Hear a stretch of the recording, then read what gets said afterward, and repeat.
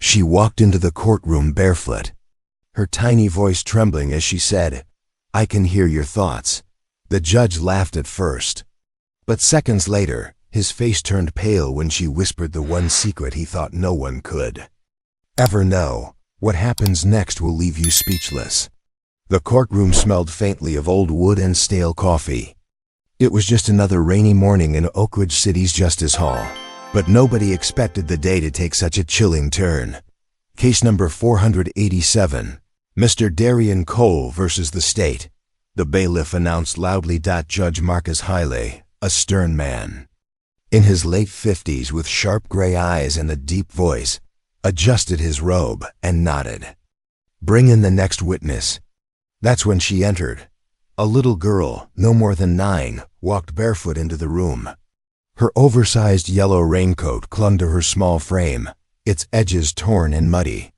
Stray curls escaped her messy ponytail, and her brown eyes darted nervously at the crowd before settling on Judge Hawley. "Who is this child?"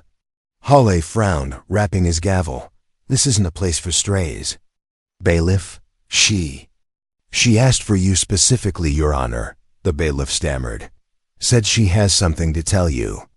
Wouldn't talk to anyone else." Murmurs rippled through the courtroom. Reporters leaned forward eagerly. Lawyers whispered to one another. The girl took a step closer to the judge's bench. Her voice, small yet hauntingly calm, broke the tension. "I can hear your thoughts." The courtroom froze. Judge Hawley blinked, then let out a sharp laugh. "Hear my thoughts? That's quite the claim for such a little girl. What's your name?" "Leora," she whispered. "And you're not laughing inside, are you? You're terrified someone might find out." The judge's smile faltered. "What are you talking about?" He barked. 2 days earlier, Leora had been found sitting alone on the steps of an abandoned library downtown, mumbling strange things to passing strangers. To a businesswoman hurrying by, she had said, "You've been lying about the late nights." He knows now, doesn't he? To a teenage boy, "You took the wallet from your best friend's bag. You didn't want to, but you did." To a police officer, "You're still wearing his watch, the one he gave you before." That officer froze. How do you know that?" But Leora never answered, just kept asking for one person over and over. Judge Marcus Hawley. Back in the courtroom, Judge Hawley gripped the edge of his bench tightly. "This is absurd," he said. "Who put her up to this? Is this some stunt?" Leora tilted her head. Her small voice carried over the entire room. "You thought nobody saw. You thought the lake would keep your secret forever. But it didn't. Did it? You still hear her crying at night." Gasps echoed. Reporters scrambled for their cameras. Judge Hale's face drained of color. "You're lying," he said harshly, though his voice cracked slightly. Leora took another step. "You didn't mean to hurt her," she whispered. "But you did. And now she wants you to listen." For a moment, the mighty Judge Haley looked less like a man of power and more like a boy caught stealing. Asterisk. The air in the courtroom felt heavier than the rainstorm pounding outside.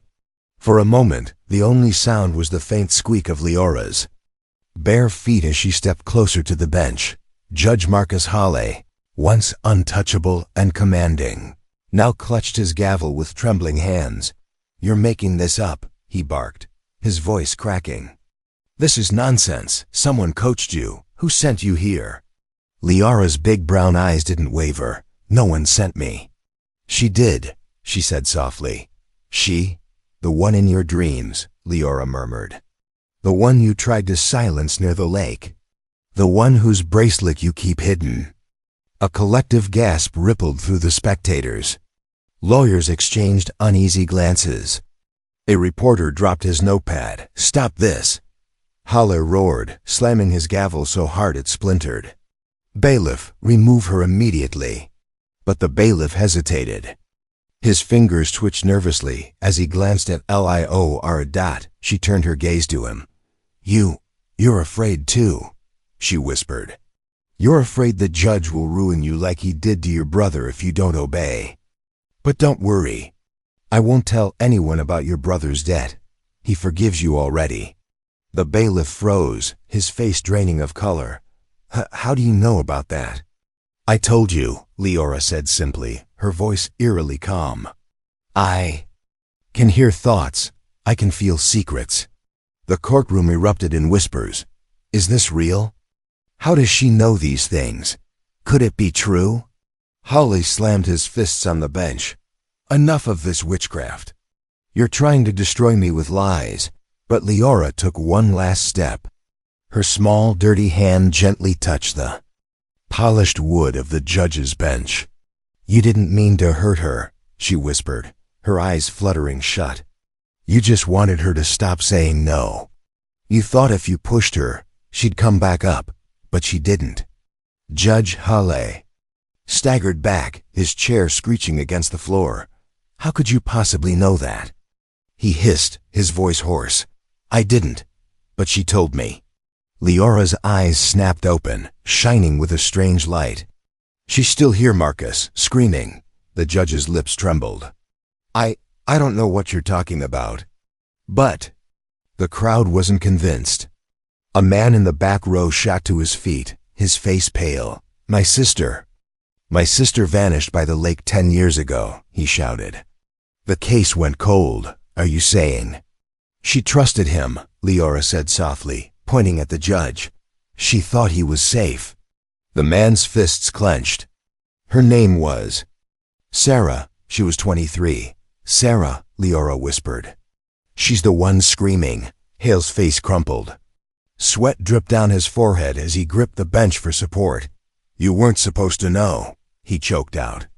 Nobody was supposed to know. The courtroom fell silent. 2 weeks earlier, Leora sat alone in a cold shelter, her legs tucked under her. She stared at the cracks in the wall, whispering to herself, "Why do you tell me these things?" She asked aloud. In her mind, voices murmured back. Some were angry, some were sad. Most just wanted someone to listen.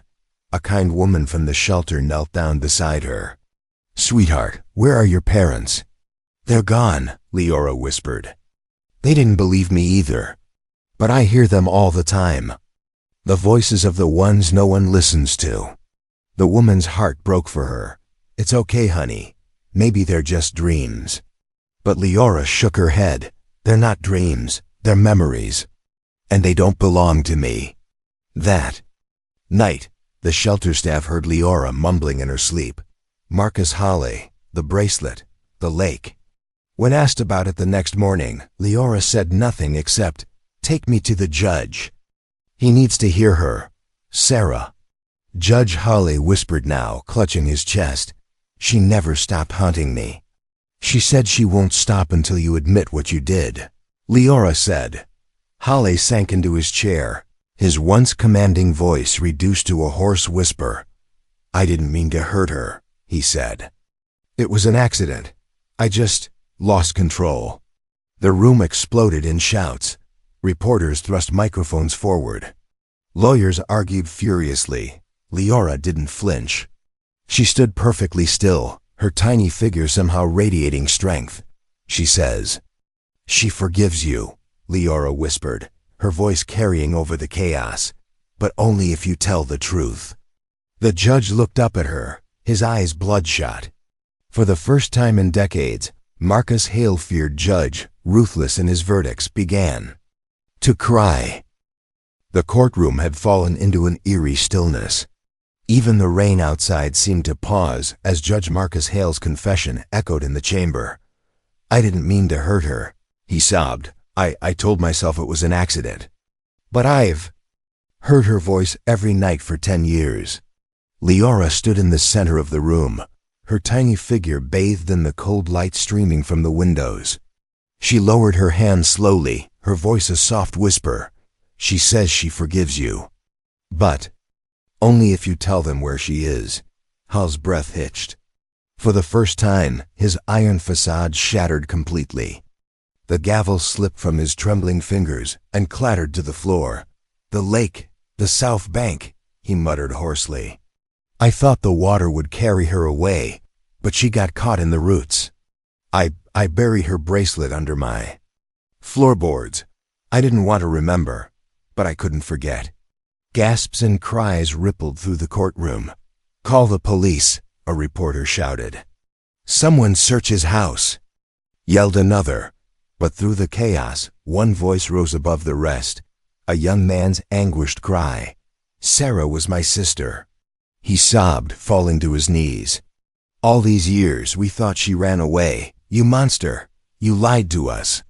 The judge couldn't look at him. I'm sorry, he whispered brokenly. I was weak. I thought I could bury my mistake. But it buried me instead.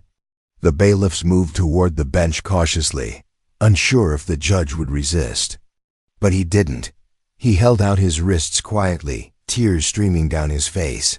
Take me, Halle whispered. I deserve this. As they led him away, Leora's eyes followed him, unblinking. She says she can rest now, the little girl murmured. You finally listened. After the courtroom cleared, a few reporters lingered, unable to pull themselves away from Leora. Who are you? One woman asked softly. How did you know all of that? Leora's small hands tightened around the edge of her yellow coat. I don't just hear thoughts, she said gently. I hear the voices of the ones you've tried to forget, the ones who were silenced. The reporter shivered. But how? Why you? The girl's eyes seemed to look right through her. Because someone has to listen. If not me, then who? The room fell silent. News of the child who hears voices spread like wildfire. People came forward, confessing to secrets they'd held for years. A grieving mother whispered to Leora, I blamed myself for my son's death. I couldn't forgive myself. Leora touched her hand gently. He says it wasn't your fault. He says you loved him more than anyone. The woman wept not in sorrow, but in relief. A man admitted stealing from his business partner decades ago. A teacher confessed to covering up a mistake that ruined a student's life. And in each case, Leora's calm voice broke their walls. You can let go now. You don't have to carry it anymore. The city began to heal. Not because of punishment, but because of truth. One evening, as the sun dipped low over the horizon, a reporter found Leora sitting on a park bench, watching children play. Do you ever wish you didn't have this gift? He asked gently. Leora tilted her head. It's not a gift, she said quietly. It's a burden. But if their voices can finally rest, maybe one day, mine will too. She stood, her bare feet pressing into the soft grass. Everyone has secrets, she murmured, looking up at the sky. But the truth is louder. It always finds a way to be heard. And with that, she walked away, her tiny figure fading into the golden light, leaving behind a city forever changed. Asterisk if this story moved you. Don't forget to like, share, and subscribe for more emotional, unexpected, and heart-changing stories. And tell us in the comments, what would you do if you could hear people's hidden thoughts?